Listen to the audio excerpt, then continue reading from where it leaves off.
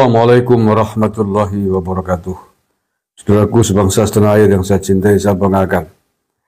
Ada kabar penting dari Malang, Jawa Tengah, kabupaten yang kemarin menjadi tempat ngamuknya anak buahnya Rizik Syihab pada saat pengajiannya di Pemalang. Kabar pentingnya itu adalah Kapolres Pemalang diganti tidak lama ya setelah bentrok itu, belum sampai seminggu. Bentroknya kan tanggal 23 Juli. Kapolres Pemalang Pak Eko diganti, setelah itu hanya selang 5 hari, tempatnya hari Selasa 29 Juli 2025 kemarin berarti ya. Tongkat komando kepemimpinan Polres Pemalang resmi berpindah tangan. AKBP Randy Setia Permana dilantik sebagai Kapolres Pemalang menggantikan AKBP Eko Sunario dalam upacara serah terima jabatan yang dipimpin Kapolda Jawa Tengah Irjen Pol Riput Hari Wibowo di Gedung Borobudur Mapolda Jawa Tengah hari Selasa 29 Juli 2025 kemarin. Ya, apapun mau dikata, boleh saja mengatakan bahwa pergantian kepemimpinannya itu tidak ada kaitannya dengan bentrok antara FPI dengan PBLS di Pemalang. Tapi faktanya pergantian itu dilakukan beberapa hari pasca Habib Rizik atau Rizik Syihab manggung di Pemalang, sehingga kemudian timbullah keributan, kerusuhan, bentrok massa di sana. Saya sepakat bahwa siapapun lah Kapolres yang mengizinkan membiarkan Rizik Syihab manggung itu layak untuk dicopot, layak untuk dipindah tugaskan. Ya, bagaimana tidak, masa Kapolres tidak tahu siapa Rizik Syihab? Selevel Kapolres masa tidak tahu Rizik Syihab? Masa tidak tahu dia adalah mantan pimpinan ormas yang dilarang oleh negara, tokoh intoleran, ormasnya sudah dilarang, dibubarkan oleh negara karena punya visi misi khilafah, misi-misi yang membahayakan bagi NKRI, bagi Pancasila, bagi Bhinneka Tunggal Ika. Apa yang tidak tahu selevel Kapolres dengan jejak, rekam jejak reputasi Rizik Syihab seperti itu. Maka ketika ada Kapolres kok membiarkan Rizik Syihab manggung, dia layak untuk dicopot dari jabatannya, dipindah tugaskan. Artinya apa? Kapolres tersebut tidak cerdas melihat situasi dan kondisi, tidak melihat rekam jejak Rizik Syihab. Apa yang tidak tahu? Tidak mungkinlah Kapolres tidak tahu Rizik Syihab. Peristiwa Rizik Syihab di penjara, Rizik Syihab ormasnya dibubarkan oleh negara FPI-nya itu belum lama kok. Tahun 2020-an kalau nggak salah ya, yang lalu. Nanti belum ada 5 tahun. Kenapa kemudian kalau ada Kapolres nggak tahu ya Kapolres kuper gitu. Tetapi mengapa seandainya tahu, kenapa membiarkan Rizik Syihab manggung? Kenapa dikasih izin? Nah, ini yang kita curigai, jangan-jangan polisi-polisi yang sudah terpapar, yang sepakat dengan visi misinya Rizik Syihab, sehingga kemudian membiarkan dia manggung di wilayahnya. Itu makanya sepakat tokoh intoleran, tokoh radikal lagi ini kok dikasih panggung di wilayah dia mimpin. Mestinya dong sebaliknya dong. Nah ya, apa gunanya Kapolri dulu pernah berkuasa dari tempat di bumi NKRI ini, di bumi Pancasila ini, bagi kelompok intoleran, bagi intoleransi radikalisme. Presiden Jokowi dulu juga begitu, tegas ketika masih menjabat presiden. Tidak ada tempat di Indonesia ini bagi intoleran, kan begitu. Ya misalnya seperti itu. Bahkan Pak Jokowi ketika itu pernah sangat tegas. Kapolda, Kapolres, pemimpin Polri tidak boleh mendatangi tokoh-tokoh ormas yang bermasalah di negara ini. Nah, ya, Rizik Syihab orang yang sangat bermasalah, kok dikasih panggung. Ya maka ketika kemudian timbul kekacauan, timbul bentrok, timbul kerusuhan, yaitu keniscayaan yang terjadi. Karena pasti akan ditolak oleh banyak orang.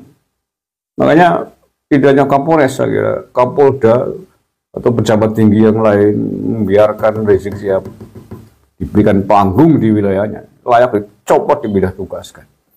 Nah ya, apa gunanya kemudian polisi membuat Densus 88, Densus anti teror ya? Di antara subnya kan menangani intoleransi, pencegahan intoleransi, pencegahan radikalisme. Apa gunanya kalau kemudian di kesatuan yang lain sesama institusi Polri malah kemudian memberikan peluang kepada tokoh intoleran untuk berceramah? Ini kan yang satu nembel atap agar tidak bocor, nah yang satu bocorin, yang satu ngelemparin batu bocor, kan ibaratnya begitu. Apa gunanya? Harusnya bersinergi gitu loh. Ada Densus 88, ada pencegahan intoleransi, radikalisme di situ. Mestinya yang lain juga bersinergi, ikut mencegah. Lah sini mencegah, sini membiarkan kebocoran, membiarkan intoleransi bicara. Loh, apa gunanya? Menghambur-hamburkan uang negara.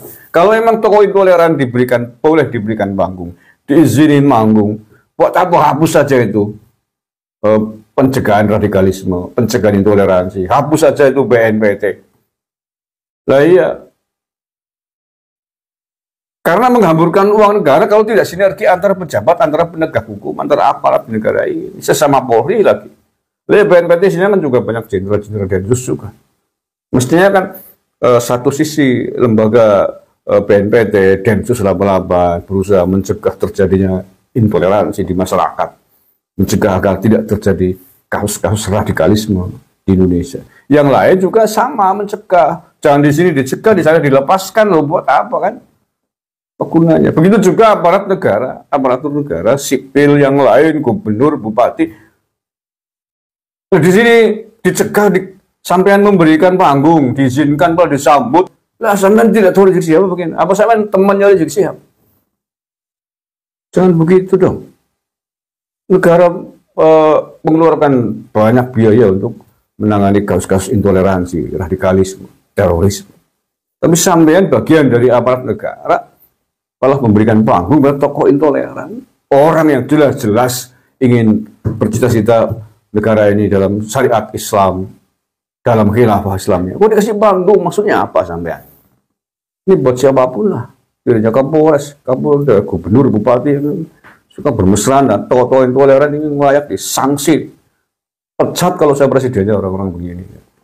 Lah ya, gemes sih. Makanya karena ini tidak sinergi, tidak sinkron para pemangku otoritas negara ini, baik sipil maupun aparatur negaranya yang TNI Polri, satu mencegah, satu membiarkan. Makanya kasus-kasus intoleransi, radikalisme terus saja terjadi. Kemarin di mana Padang, persekusi ngamuk-ngamuk tempat ibadah. Kemarin di Jawa Barat. Ini terus terjadi berulang karena masyarakat menilai, melihat, loh ini pemimpin saya, bupati saya, kapolres saya, gubernur saya juga bermesraan, kok menyambut Rizik Syihab, di panggung ditemenin, kan begitu. Dianggap itu boleh, berarti nggak ada masalah nih Rizik Syihab, kan begitu. Nggak ada masalah tokoh intoleran pendakwa ini. Maka mari kita sambut, kita temenin. Ajarannya juga dipraktekkan, loh yo, asak golokmu, asak perangmu, akhirnya kan mengikutnya. Karena merasa bahwa Rizik Syihab dilindungi negara, mereka ngamuk enak saja, melukai orang enak saja, merusak tempat ibadah enak saja, kan begitu jadinya. Tapi kalau semuanya sinergi, pejabatnya baik TNI, Polri, sipil, sama-sama gerak, sama-sama sepakat bahwa tokoh-tokoh intoleran dilarang manggung, dilarang berbicara di ruang publik, dan jangan dikasih panggung, jangan disambut, jangan diterima, semuanya selaras begitu, masyarakat akan melihat, oh ya memang tidak boleh ini. Kalau nggak boleh, sudah. Jangan undang, jangan dekati, dan jangan diikuti ajarannya. Nah, tapi karena gubernur, Kapolres bermesraan, berfoto bareng dengan tokoh intoleran, tokoh radikal, loh ya masyarakatnya menganggap bahwa itu boleh, menganggap bahwa dia tidak ada yang salah dengan perilaku dan ceramahnya. Karim, gemes sebenarnya, malas sih sebenarnya mau apa sejak kemarin mau komentarin video pembubaran ngamuk-ngamuknya orang-orang intoleran di Padang itu. Jadi, ini gak jelas jadinya sih, emosi jadinya begini. Nah sekali lagi saya sepakat, Kapolres Pemalang copot, pindah tugas karena telah membiarkan potensi kericuan terjadi di wilayahnya. Tokoh intoleran, tokoh radikal, tokoh ormas yang sudah dilarang.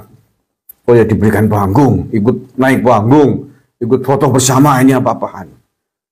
Sayang hanya dibawa ke Mabes Polri, dipindahannya. Mestinya dibuang ke Papua, ini biar tahu rasa itu.